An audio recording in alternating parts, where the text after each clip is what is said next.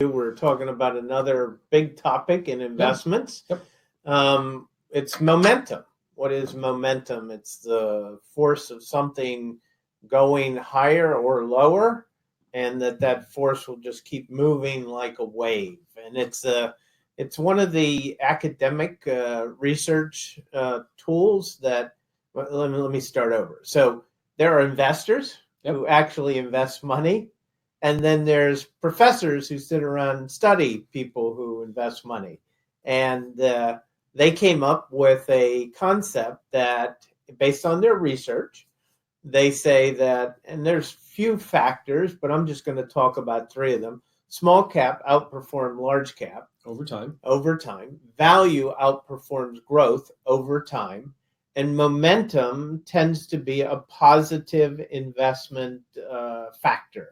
Okay, so we look at it and we say, okay, I can see why they say small cap outperforms large cap over time.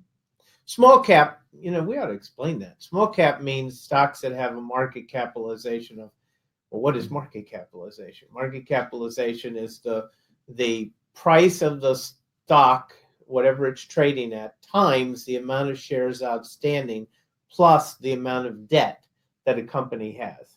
So what would a company pay for as far as the market value of to completely own another company? Yeah, you'd have to buy all the stock out and you'd have to pay off all the debt of that company if you want to own that company. Right. And so that's why that's considered the capitalization of the company. So a company that has less than, let's just call it, everybody has different rules as to what's small and what's large and what's mid, but let's just call it less than a couple billion in market capitalization, or I've even seen as high as 5 billion. It's small. I was going to say 3, but yeah, in that range. Right. And then mid cap would be between, let's call it 5 and 50, 50 billion. That's considered mid cap. And then large cap is anything over $50 billion or so. And then again, everybody has different rules as to what is small and large. Anyway, their point is that small cap stocks tend to outperform large caps over time. But that's a it's not universally held, and it's from an academic side. There are some managers will tell you that they think that's suspect. What time period are you using? Yeah, and there's all kinds of, Warren Buffett's only owned large cap stocks for the most part, and he's done quite well. Done okay. And then the concept that value versus growth, value means that when you do an analysis of what the company's worth and what it's trading for, that there's a belief that you're buying it for 90 cents on the dollar or 80 cents on or 70 cents on the dollar. Whereas growth, you're paying for $1.10, $1.20, or $1.30. But what you're thinking is that because this company's growing so fast, that it'll be worth every penny I pay in extra for the value. More for it, right? The value is hoping at some point market will realize some undervalued assets. Right. And so the concept is that value outperforms growth. And I say that because there's something there already, just the market has to realize it versus something potential. But there's all kinds of reasons that value can stay value for long periods of time and never become fully valued. But anyway, we don't also hold that that's an absolute, that you should invest in value because it outperforms growth. Whereas momentum, I would have a hard time arguing against the momentum one. But what is momentum? Think of it as a wave. A wave starts out in the deep of the ocean because of the winds, because of turbulence under the sea or something of that sort. And the wave just keeps coming and it's moving toward the shore. And as that wave gets closer to the shore, it gets bigger and bigger until finally it hits the shore and it crests and it falls down and crashes over to the shore, right? Investing is very similar, that when large cap stocks are going up, they keep going up. And we remember back in the 90s, a guy once said, that momentum will continue until it stops. And we thought, that's the stupidest thing I ever heard. I mean, that's pretty logical. Momentum will continue until it stops. Until we started to realize that there was an incredible amount of wisdom that he was saying in that statement, in the sense that the psychology of investors, when they see something going up, slowly but surely, some people come saying, "Hey, why is that going up? I want to make money because that's going up." And the more that it goes up, the more that other people hear about it, and it becomes like more and more of a self-fulfilling prophecy that momentum starts building, and more people are coming to it saying, "I want to be a part of that." Bitcoin is a great example of that. Bitcoin is that cryptocurrency. It's a imaginary currency. It's nothing more than out there in virtual land. And people were paying, $50, $100 for it back in the 2008 timeframe. They were buying pizzas with it, and then a little while later, a few people got into it, and next thing you know, it's traded for $100 or $200, $300 a Bitcoin. And then somewhere around 2016 or 17, next thing you know, it's up to 600, 700, 800. And more people have heard about Bitcoin. It's getting more publicity. And all of a sudden, the momentum really takes off. And now everybody wants to get in on Bitcoin. And next thing you know, it's at 1,000 and then 2,000. And people are rushing in to buy it, because they've got to get into this. And next thing you know, it's at 10,000. And now everybody's talking about it. Next thing you know, it's 15,000. And then it's at 20,000. And then it stopped. Why 20,000? Right.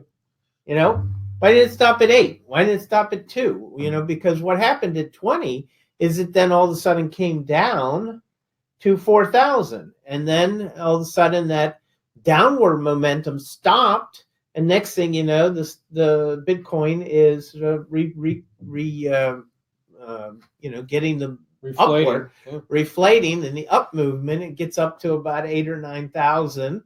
Next thing you know, it flops back down to 6,000, and today it's back up to about 7,000 or 8,000. So, momentum. It's a very powerful thing on the upside, and it's extremely powerful also on the downside. And and there are investors who have tried to figure out the secret of momentum. In other words, what is the secret that when something hits X, that momentum is going to shift and you don't want to be in it anymore? And then when you see something, that means the momentum's taken back up on the upside. Right. And you can take advantage of that. I've never seen anybody accomplish it, except there is supposedly one investor who has some kind of computer algorithm that supposedly has learned to capture that momentum piece of the market. Renaissance Technologies out of Connecticut, a brilliant mathematician named Jim Simons. With no market experience at all. No market experience at all. Fascinating history of what he's done.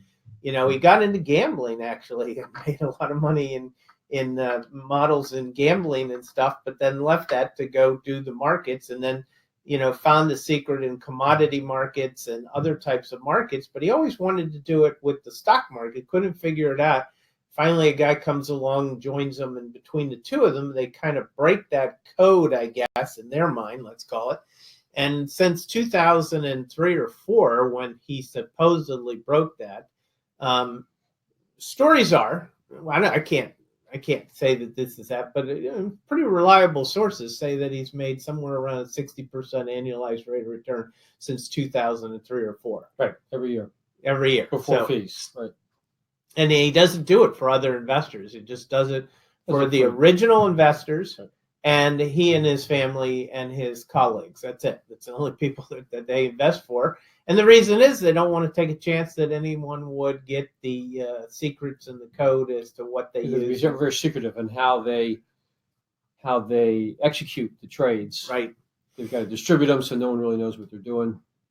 So the point is that you don't need to find Renaissance Technologies, but to get that 60. It'd be great to get a 60, but there is a simple way to take advantage of momentum And it's a very logical, simple way to do it, and that's an index fund. And the reason that index funds are so successful and they're becoming the place that most investors are looking to invest in is because an index fund is in and of itself a momentum tool. And, and let me explain. So what is an index fund? So we'll just start with the most popular index fund, the S&P 500. So the Standard & Poor's 500 has been around since the 1950s, and Standard & Poor's say these are the top 500 companies in America based on capitalization. We talked about capitalization earlier, the price of the stock times all the shares outstanding plus the debt. What would it take to buy these companies out totally? So the way Standard & Poor's does it is they say, what are the top market capitalization stocks? And then they have a few tools to just filter some pieces out that don't fit into what they're looking for in the Standard & Poor's. And if there are a few of them that are in tie, I guess you would call it, similar in price, this one's coming down, but this one's going up, but they're close in market capitalization, they have a role as to who gets in and who goes out if it's necessary. So there is no research being done. It's just who are the top 500 companies in America? Right. End of the story. And if they are, the bigger they are, the more they get weighted in the S&P 500. More shares are being purchased. More shares in the index are being purchased. The lesser they are, the least amount of shares. So the smallest one might have 0.1% of the fund in the number 500 stock. And Apple, which is the biggest stock in the index, might be at 6 or 7 or 8%. So you can see that the bigger the stock, the higher the percentage holding in the index. The smaller the company is in the S&P 500, the lower. Now, let's put that together. So here comes a mid-cap stock, and all of a sudden it's in S&P 500 territory, or here comes a large-cap stock, and all of a sudden it becomes one of the top 500 because it's growing. It's growing nicely. Rarely do companies from the beginning become large cap. Ah. Big IPOs will do that, but those things are rare. And not to mention that S&P won't even allow them to come into the index. They have rules as to how many years they have to trade until they're allowed in the index. Right. Most of them started as most of them start off smaller and they're growing. And so all of a sudden they grow and they're continuing to grow.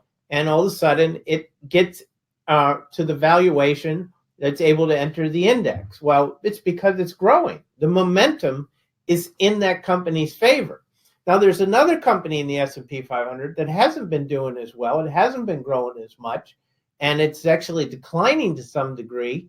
And they say, okay, you're coming out because it's in negative momentum. That's not what they're saying. I'm just telling you, this is why these indexes work. Now, all of a sudden, this one comes in because the momentum's in its favor, and it has entered the top 500 companies of America.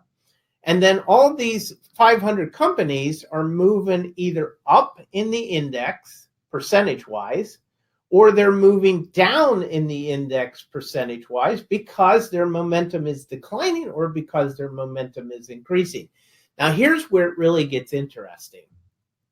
There are a lot of stock investors who think they understand what the value of a company should be. So when Amazon has no earnings and sales are growing really nicely, but they have no earnings, there are a lot of investors who will say, well, I'm not going to buy Amazon. They don't have any earnings, and earnings are what you buy a company for. And so Amazon's trading for, let's say, $200 a share, and they don't have any earnings and so forth. The smart investor, quote unquote, smart investor says, I'm not going to buy Amazon because they don't have any earnings and they're trading at 1,000 times earnings or whatever. The index doesn't care. The index just says, hey, but this company is a big market cap company and it's continuing to become a big market cap company. So we're going to continue to increase it in the index. The index is right because it doesn't care. It just is following the momentum. And that's the beauty of index funds and why they work so efficiently. Now you also need to be careful that you have an index fund that allows that momentum to happen. There are index funds that use other factors to pull companies in and out of their index. And if they do that, if those factors then disrupt the momentum of that index, it could be a negative for that index. So you have to be thinking about that. So, but the point is that momentum is a very powerful thing, both on the upside and on the downside. It can really hurt. .com bubble 2000. The you and I were together at the Financial Consulate in 1999, and we didn't own any of the technology stocks. They were just really crazy. Now, we missed out on that final momentum. It was a 100% move in 1 year. And yeah, October to October, 98 to 99. So it was a 100% move. But, we couldn't comprehend how you could pay that for all of those companies, and people were buying .com companies that had no business, nothing. They were just a hope and a dream, doors.com, let's call it. We're going to sell doors, or whatever. People were, and they were selling these IPOs with nothing more than a hope and a dream that they could turn it into a business. And, companies were trading at 80, 100 times earnings. And, we went against that momentum. Ultimately, we proved to be right, but we missed that final up move of that momentum. But what happened is the NASDAQ peaks at 5,000 in 2000. It drops to 1,000. That's an 80% drop. It drops to 1,000 in 2002. It doesn't retain 5,000 until 2017, let's call it. Till 2017. And we remember a client who bought a technology fund with his whole Roth IRA in 2000, and he put $2,000 in it. And at the bottom, I think he had $195 in that $2,000 Roth IRA. And even today, when we look at that Roth IRA original mutual fund, he's got many other Roth investments. I think it's worth like $700 now, so momentum goes both ways. And yes, you want to ride that momentum, but you also have to have some general reason to believe that that momentum is worth continuing to rise, or invest in. Now, when you own an index, the beauty of the index is that you've got 500 companies in there. And so even though that momentum may be coming to an end, in the 2002 downturn, you had about a 45% downturn in the S&P 500, and it returned to the high in 2007. That was only 5 years that you had to wait for that index, the S&P 500 index, to return to its high in 2000. So, the beauty of an index is you've got a diversified pool of securities, but there are some times that, like the NASDAQ of 2000, it was such a hysteria, such a mania. And that's the thing you want to look for when you own an index is there... We're talking a lot of this is just equity index. Yeah, funds. We're strictly talking equity. It's the same thing with Bitcoin. Was there an irrational hype about the investment, that momentum might be misplaced? The momentum at some point can just turn into hype. Mania, as they call it. One of my favorite books, Panics, Manias, and Crashes. You ought to read it and understand how these things take place. So the concept that we're talking about, momentum, is a very powerful thing. It's like a wave.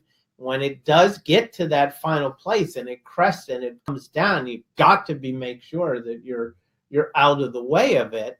But the beauty of index investing, which takes advantage of these momentum waves, is that you have a diversified pool of the greatest companies in the United States or around the world, And if you do it properly, you don't even have to worry about those crests, because what it'll tend to be is it won't be a final crashing down on the shore. It'll just be a rising, a falling and a rising higher and a falling, kind of like it's coming across the ocean for years and years and decades and center, but never actually reaches shore, Right. And that's what a good index should do. If you have something that is too much of a hype, like, everybody wanted to get in on Bitcoin because it kept going higher and higher. You have to be careful when you feel that phenomena happening, that everybody's talking about it at the water cooler at the company, or everybody wants to talk about it at the cocktail party. I own Bitcoin, or I have stock in all the great tech companies, or and when it gets to, as Bernard Baruch once said, when the shoe boy, who's polishing his shoes, starts giving him stock tips, that's when he wants to be out of the stock market. And somebody also said to him, he's a great investor. He gets in a taxi cab just recently, and taxi cab driver starts asking him about Bitcoin and how he wants to be, get into Bitcoin and so forth. And that was when Bitcoin was at like 18 or 19,000. And this guy figured, okay, this thing's coming to an end. It ain't going to be pretty. So anyway, momentum, great thing. Momentum will continue until it stops. A lot of wisdom in that statement. But also when it stops, in certain types of situations, when you have a mania, it can be very dangerous when momentum stops. So understand how to apply momentum and participate with it. One of the best ways to do that is through good, solid index funds that own something real, that you have no reason to believe it's going to come to an end anytime soon, even though the index might go down for a while, 10, 20, even 30, 40%, you don't believe that the world's coming to an end. Great statement. I'm going to end on this. Charles Schwab, I'm going to be interviewing Charles Schwab soon. And reading his book, he made a great statement. He said, an investor must be an optimist. Must be an optimist. And so the concept was that, even though the U.S. goes through the 2008 downturn, you have a 50, 60% decline in the S&P 500. If you're an optimist and believe that the United States isn't coming to an end and free markets around the world aren't coming to an end, you would be buying those indexes and not fearful about what's happening. So anyway, momentum, great thing. This is the end of Consulate U on momentum. We'll talk to you soon with our next topic.